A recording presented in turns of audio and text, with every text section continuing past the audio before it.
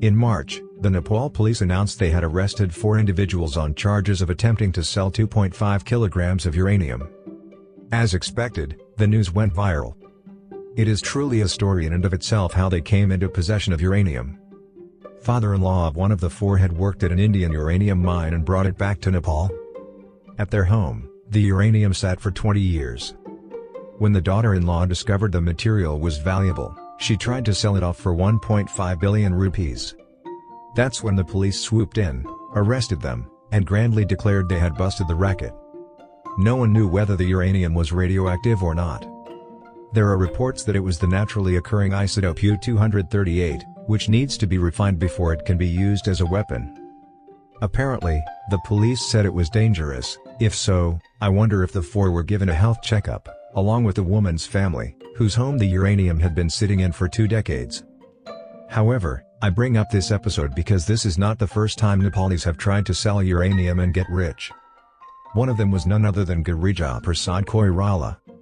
It is a tale worth telling, especially because the information involves Congress guerrillas, Indian intelligence agencies, gold smugglers in Bombay, and Israel, the favorite nation of thriller writers.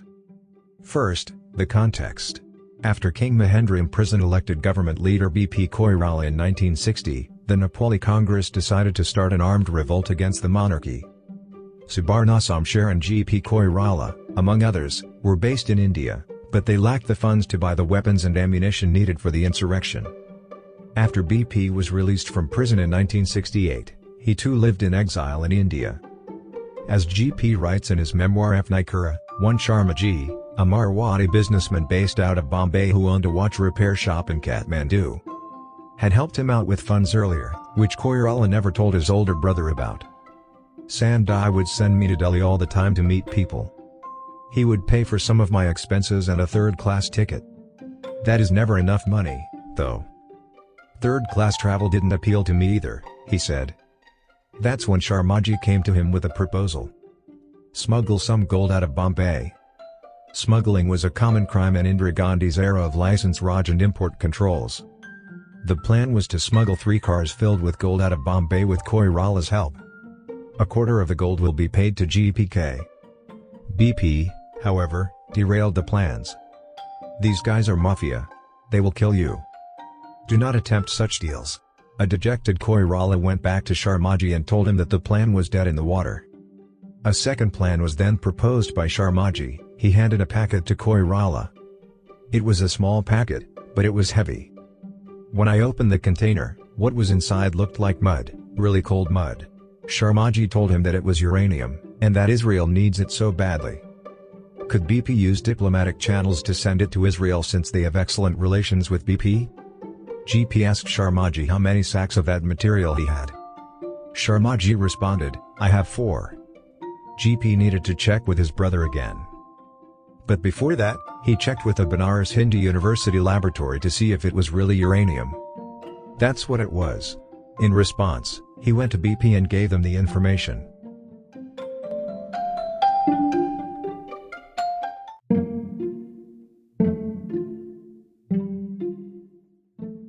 Once again, BP was furious when Koirala laid out Sharmaji's plan to him. Do you have any idea what you're getting into? Those who do this die. There are no countries that permit this. Working with Sharmaji is a no-brainer. Please return it immediately. After this, there was no more talk of uranium. GPK complained to Nona Koirala, his sister-in-law, that Sandai won't let me do anything. We lack funds.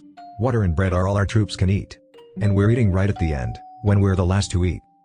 Sharmaji, however, remained persistent. He returned with another request. Some of his smuggled goods were captured by the Bombay authorities, so could Koirala tell them they belonged to him? In exchange for funds, GP agreed. After he signed off the document, he received an email inviting him to Delhi. The Research and Analysis Wing Chief R.N. Cow and the Foreign Secretary met with him and 3 other officials in Delhi. What have you done, Girija Babu? He told them bluntly, we want to carry out a revolution, but we don't have any money.